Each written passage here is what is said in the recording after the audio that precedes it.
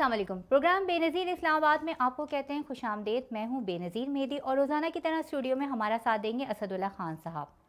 Islamabad high court के 6 जजेस ने एक ख़त लिखा है सुप्रीम जुडिशल काउंसिल को, और जिसमें ये कहा गया है कि अदालती फ़ैसलों में, अदालती मामलात में जो एजेंसीज़ हैं, और ख़ास तौर पे उन्होंने ज़िक्र किया है ISI का, वो बहुत ज़्यादा मदाखलत कर रहे हैं। और ये जो ख़त है वो सुप्रीम कोर्ट की तरफ की जानिब भेजा गया है। और ये भी कहा गया है कि बार बार इस हवाले से हमने सुप्रीम कोर्ट को आगाह किया और चीफ जस्टिस को आगाह किया, मगर उनकी तरफ से कोई जवाब नहीं आया।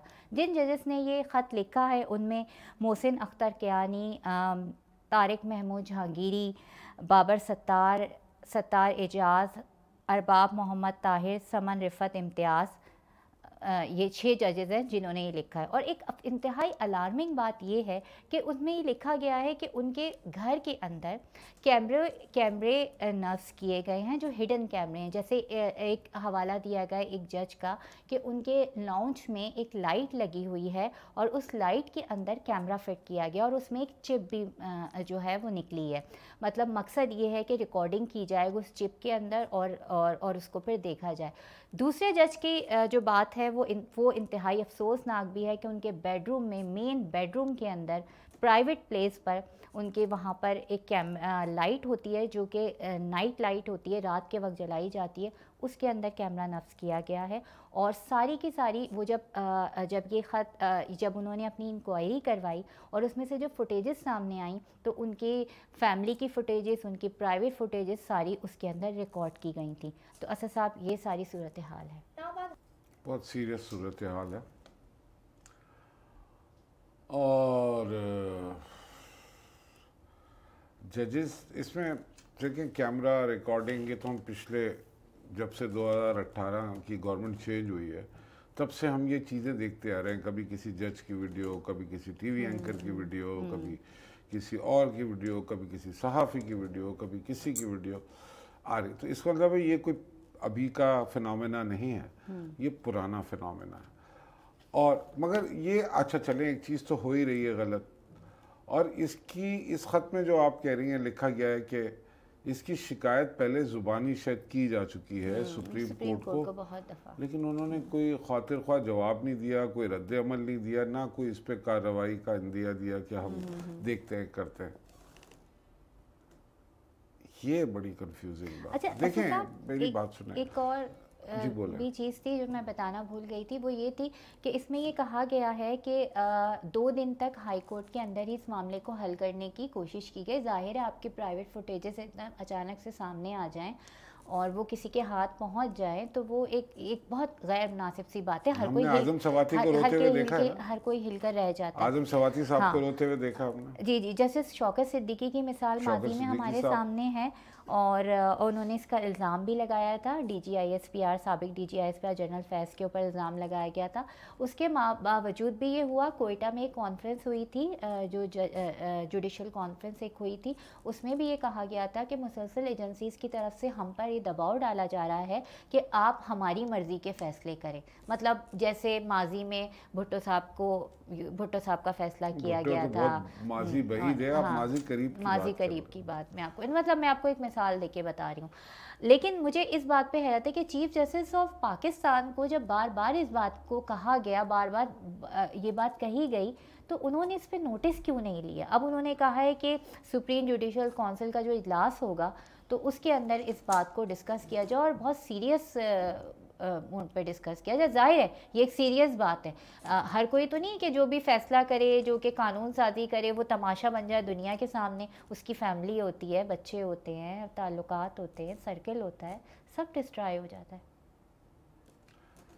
ये तो जजेज हैं, इंतहाई हसास एक ओहदा है जिनके ऊपर ये किया गया, जो मुआशरे जमहूरी इक़्तिदार को अहमियत देते हैं और जो ये समझते हैं कि किसी की प्राइवेट लाइफ में या किसी की चीज़ में गैर कानूनी तौर से इंटरप्ट करना बुरी चीज़ है। तो उसकी सबसे बड़ी मिसाल वो मुल्क है जिसको हम सब मिल के बुरा भला कहते हैं, वो है अमेरिका। वाटरगेट स्कैंडल, सदर को छोड़ के जानी पड़ी हुकूमत। पहले उसने कहा lip my read, I am not lying, देखो मुझे गौर से, मैं नहीं झूठ बोल रहा, मैंने ये नहीं किया, ये नहीं किया। लेकिन वो दो सहाफ़ी थे, वो तो अब अमर हो गए हैं सहाफ़त की तारीख में दोनों, उन पे फिल्में बनी हैं, टीवी बने, ये तो उन्होंने बहुत अच्छी इन्वेस्टिगेशन की और उन्होंने ये ब्रेक की। और ये कुछ भी नहीं था, एक मुखालिफ पार्टी का दफ्तर था, उसका इंतखाबी दफ्तर, उसकी जासूसी कर रहे थे निक्सन साहब, तो उनको हुकूमत छोड़नी पड़ गई। उनको एक इंटरव्यू में, अब वहाँ के सहाफ़ी भी आप देख लें, जब लिंकन का इंटरव्यू हो रहा था और वो सेनेट का उनका जो था वो कांग्रेस की हियरिंग भी हो चुकी, ये भी हो चुकी, उसके बाद जब निक्सन से कहा, निक्सन ने आखिर वक्त तक ये स्टैंड रखा जब तक उन्होंने रिज़ाइन नहीं कर दिया कि मेरा इससे कोई ताल्लुक नहीं, मुझे नहीं पूछा। जब बाद में बहुत शवाहिद आ गए कि नहीं ये यूँ ऑर्डर हुआ था, ये ऑर्डर हुआ था और निक्सन के इल्म में था ये क्या हो रहा है, तो एक सहाफ़ी ने सवाल किया तो निक्सन ने फिर अपना स्टैंड दिलाया। आपको पता है सहाफ़ी की जुर्रत, उसने प्रेसिडेंट ऑफ यूनाइटेड स्टेट्स को कहा उस वक्त के, mister president I am sorry you are lying, आप झूठ बोल रहे हैं। वहाँ तो ये चीज़ें हो सकती हैं, शिकायत की और ये हुआ और उस पर एक्शन हो गया। यहाँ पे चीफ जस्टिस ही नहीं मेरे ख्याल में इस मामले को संजीदगी से ले रहा। क्यों नहीं ले रहे, इसका जवाब मैं इस पे तजिया नहीं कर सकता। इसका जवाब दो तरीके से आ सकता है। या तो चीफ जस्टिस खुद बताएं कि वो इस मामले को पिछले जब शिकायतें आई उन्होंने संजीदगी से क्यों नहीं लिया, और यहाँ तक मामला कैसा पहुँच गया कि जुडिशल काउंसिल में वो शिकायत इन राइटिंग चली गई। दूसरा, तारीख बताएगी सर, 2 सवाल में, और तारीख जब बताती है तो वो बिल्कुल बड़े बेरहमाना तरीके से बताती है। सर मेरे 2 सवाल, किसी की इज्जत नहीं बचती। मेरे 2 सवाल यहाँ आपसे बनते हैं। एक कि हम जो पार्लियामेंट में किरदार देख रहे हैं, जिस तरह से भी इलेक्शन हुए, जो भी कुछ हुआ, ये हुआ, डायरेक्ट सबको नज़र आया, मतलब खुल के बिल्कुल फ्रंट फुट पर। और अभी जो हम सेनेट के इलेक्शन देख रहे हैं, इसमें भी यकीनन बहुत सारी चीज़ें होंगी, सामने आएंगी, वेरी श्योर। जुडिशरी के ऊपर इस तरह की चीज़ें होना, लोगों के तो बिल्कुल यकीन उठ जाएगा। और इतने बड़े बड़े तो लोगों के नाम आ रहे। देखिए, आप ये सोचें कि ये 6 जजेस, अगर आप थोड़ी देर के लिए अपने आप को, इनमें बहुत अच्छे बाबर सत्तार साहब हैं, बाबर सत्तार अच्छे होते हैं यार, देखिए नहीं, बाबर सत्तार साहब को कोई भी पॉलिटिकल पार्टी हो, वो उनके फैसलों को बहुत ज़्यादा मतलब एडमायर करती है। हाँ, रिफत साहिबा की, तारिक महमूद जहांगीरी साहब हैं, वो बहुत अच्छे और स्ट्रेट फैसले करते हैं, सभी जजेस अच्छे हैं। सर आप थोड़ी देर के लिए अपने आप को और मुझे उस मकाम पर, आप हम अपने आप को उस मकाम पे रख के देखें कि जब हम ये सोचें कि यार हम अपने लाउंज में सेफ नहीं है, जहाँ हमारी बहनें बेटियाँ भी बैठी हुई होती हैं, ठीक है, हम अपने बेडरूम में जहाँ पे हमारे बच्चे होते हैं, जहाँ हमारी वाइफ होती है, जहाँ पे आप, वो सेफ नहीं है। और अगर वो खुदा ना खास्ता कभी किसी के हाथ आ गए, सिर्फ 2 मिनट का तो खेल होता है, ग्रुप्स में तो ऐसे ही वायरल होती है, तो वो कहाँ स्टैंड करेंगे सर? हम किस तरफ जा रहे हैं? वीडियो लीक्स आना और ऑडियो लीक्स आना, हम सर किस तरफ जा रहे हैं? ये एक इंतहाई, जिसे कहते हैं ना, गंदा खेल है, इंतहाई गंदा खेल है। बड़ा क्लीशे। आपको किसी से प्रोफेशनली इख्तिलाफ है, आप प्रोफेशनली बात करें, मगर पर्सनल लाइफ इख्तिलाफ तो कर ही नहीं सकते ना। वो इख्तिलाफ तो वो करे जो हक पर हो। सर किसी की पर्सनल लाइफ इतना जो बड़ा ये समझता हो कम से कम कि मैं हक पर हूँ, इख्तिलाफ की तो उनके पास कोई दलील ही नहीं है जो ये सब काम कर रहा है। नहीं, आप और हम भी बच्चे वाले, हम भी फैमिली वाले। आप ये सोचें कि कल को उनके बच्चों के रिश्ते होने, कल को उनके बच्चों ने मूव करना है, सोसाइटी को जाना है, आप बहुत ज्यादा डिटेल में जा रही हैं। वो एक पर्टिकुलर टारगेट कर रही है जजेस को, या टारगेट नहीं कर रही, मतलब उनका जिक्र कर रही है। किसी के भी आए, ये तो किसी के साथ नहीं होना चाहिए। मैं किसी के भी कह रही हूँ, किसी के भी साथ नहीं होना चाहिए। वो मैं तो साबिक गवर्नर सिंह की भी थी, तो मैं तो उसकी भी मुखालफत कर रही थी। जज इतना हसास होता है, इतना एहतराम के लायक है कि हमारा कानून मौजूद है कि आप तौहीन अदालत नहीं कर सकते। हाँ, कानून मौजूद है। हाँ, लेकिन तौहीन जज कर सकते हैं क्या, पता नहीं। और ये और जो जुडिशरी पे हमारे एतबार लोगों को क्या कितना है, ये भी काजी फाइजा ने कहीं तकरीर कर रहे थे किसी हॉल में, उन्होंने कहा वो लोग हाथ उठाएं जो जुडिशरी पे हमारी एतमाद करते हैं। पता नहीं कितने 100 लोग बैठे थे, एक ने भी हाथ नहीं उठाया। और हमारी जुडिशरी का, हमारा इंसाफ का जो इंडेक्स है वर्ल्ड वाइड, होता है ना कि किस मुल्क में इंसाफ बहुत अच्छा मिलता है, जल्दी मिलता है, मतलब तमाम उसकी जो है पूरी की जाते हैं लवाजमात किसी को फैसला सुनाने से पहले, तो पहले नंबर पे फलाना मुल्क है, दूसरे पे, तीसरे पे, चौथे पे, पांचवें पे, जो अच्छे मुल्क है। और जितना बुरा इंसाफ है वो मुल्क नीचे नंबरों पे, ऊपर नंबरों पे जाते हैं। मतलब मैं हमारा आपको 100 से भी ऊपर है। मैं आपको यही बता रही हूँ, ये तारिक महमूद जहांगीरी हैं, बाबर सत्तार हैं, इनकी मैंने प्रोसीडिंग्स देखी, ये बहुत क्विक फैसले करते हैं एक दो हियरिंग के अंदर। ऑलरेडी हमारा इंसाफ इतना कॉम्प्रोमाइज्ड है, आप ऊपर से और जजेस को इतने प्रेशर्स में डाल देंगे तो क्वेश्चन मार्क्स, किश्वर हसीन शादबाद, क्वेश्चन मार्क, हर चीज पर क्वेश्चन मार्क, किश्वर हसीन शादबाद, मंजिल मुराद वगैरह वगैरह सब तो गया। बिल्कुल बिल्कुल। मजीद भी हम पाकिस्तान में सिक्योरिटी की सूरत हाल पे बात करेंगे, मगर यहाँ पे वक्त तो एक छोटी सी ब्रेक का, कहीं नहीं जाएगा, हमारे साथ रहिएगा। ब्रेक के बाद एक बार फिर आपको कहते हैं खुशामदीद। जैसे कि कल एक बहुत ही अफसोसनाक वाक़या हुआ, वैसे तो रोज़ाना की बुनियादों पर ऐसे वाक़यात हो रहे हैं कि खैबर पख्तूनख्वा में शांगला बडग्राम के मकाम पर ये वाक़या हुआ और यहाँ पर एक बारूद से भरी हुई गाड़ी मुसाफिर बस से टकरा दी गई, जिसके नतीजे में 5 चाइनीज़ समेत 6 अफराद जो हैं वो जाँ बहक हो गए हैं। असद साहब, ये एक ताज़ा फिर एक वाक़या हुआ और इनके वाक़ात में एकदम इजाफा हुआ जब हमारी अफवाज में और हमारी एयरफोर्स ने उनके अड्डों पे जो उनके कैंप्स थे, जहाँ पे शायद अफ़गानिस्तान हुकूमत की अमलदारी नहीं है अफ़गानिस्तान के उन इलाकों में जहाँ पे TTP के अड्डे हैं, हाफिज़ गुलबहार, तो वहाँ पे उसके बाद से उन्होंने रिटेलिएट किया कि नहीं आपने हम पे हमला किया, हम आपको बताते हैं, ये करते हैं। तो ये मैं ख्याल सिक्योरिटी इदारे या हमारा मुल्क एक्सपेक्ट कर रहे थे कि रिटेलिएट तो वो करें। अब उन्होंने रिटेलिएट किया, पहले उन्होंने ग्वादर में किया, फिर तुर्बत में किया, फिर उसी रात उन्होंने ये क्या नाम है बारूद से भरी गाड़ी टकरा दी। चाइनीज इंजीनियर जा रहे थे दासू डैम की तरफ, बिशाम के पास। ये वो रास्ता है जो KKH ओरिजिनल KKH जहाँ से गुजरती है।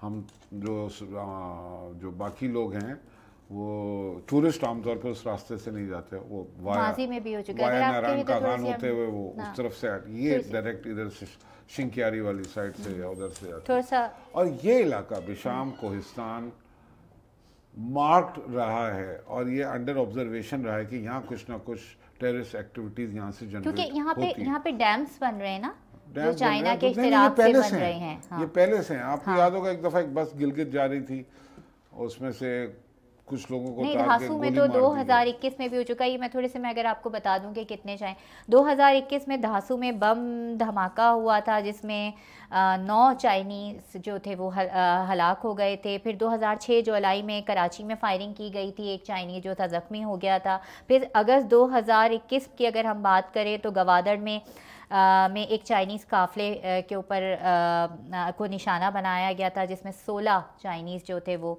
जाँ बहक हो गए थे। मई 2016 में कराची में जो थी वो चाइनीज़ इंजीनियर्स की गाड़ी थी जिसको रिमोट कंट्रोल से उड़ा दिया गया था और उसके नतीजे में भी 16 चाइनीज़ जो थे वो जाँ बहक हो गए थे। 2022 में कराची यूनिवर्सिटी के अंदर फायरिंग की गई थी जिसमें 3 चाइनीज़ को टारगेट किया गया था और वो हलाक हो गए थे। तो ये सारे अच्छा मज़े की बात ये बेनज़ीर, चाइनीज़ जब टारगेट होते हैं तो 2 चीज़ें बड़ी ऑब्वियस हो जाती हैं। इससे पहले कि हम वो बात करें, हम थोड़ा सा पीछे चले जाते हैं। अभी अमेरिकी कांग्रेस ने डोनाल्ड लू को बुलाया था और डोनाल्ड लू ने बड़े फ़ख्रिया अंदाज में या बड़े मौलाजट अंदाज में कहा था कि हमने पाकिस्तान को कहा है कि ईरान से ट्रेड नहीं करनी और चाइना लोन शार्क है। अब वो कौन से ममालिक हैं जिनको पाकिस्तान और चाइना की दोस्ती खलती है? एक तो बहुत डोनाल्ड लू खुद कह चुके हैं हमें नहीं अच्छी लगती आपकी दोस्ती। बिल्कुल। दूसरा है इंडिया भारत। अच्छा ये अब थोड़ी देर के लिए रुक जाएं, अब आ जाएं इस पे कि ये बात मुझे और आपको तो सिर्फ नहीं पता है, ये तो एक जितने भी लोग फॉरेन अफेयर्स को समझते हैं, जानते हैं, इंटरनेशनल रिलेशंस को स्टडी करते हैं या उसके एक्सपर्ट हैं, वो समझते हैं इन चीज़ों को। अब हम चलते हैं मॉस्को। मॉस्को के पास एक कंसर्ट हो रहा था, शहर के पास 6000 लोग थे उस कंसर्ट में। उसमें कुछ लोग दाखिल हुए, फायरिंग की। अभी ज़्यादा पुरानी बात नहीं है, हफ्ता 10 दिन हो, फायरिंग की, मारा, धाड़ धाड़, ये वो किया वो किया। काफ़ी लोग मारे गए वहाँ पे, 100 के करीब, 200 ऐसे जख्मी हुए। उन्होंने आग भी लगा दी और काफ़ी केओस मचा रहा। जब वो पकड़े गए उनमें से कुछ, तो उन्होंने क्लेम किया हम तो दाइश के लोग हैं। अच्छा, अब आप समझें इस बात को कि दाइश या आइसिस जिसे कहते हैं, इस्लामिक स्टेट, ये किसके कहने पे चल रही है? अब रूस पे हमला कर दिया दाइश ने, गजा की तरफ रुख नहीं किया है, वो ताजिकिस्तान से रूस चले गए, दाइश की वो उधर नहीं गए। और एक दफ़ा गलती से चले गए थे जब इराक में ये फटे चल रहे थे, तो उन्होंने एक्सक्यूज़ किया इसराइल से कि गलती से हमारा मिसाइल आपकी तरफ चला गया। तो ये दाइश हो गई, BLA हो गई, तहरीक तालिबान पाकिस्तान हो गई।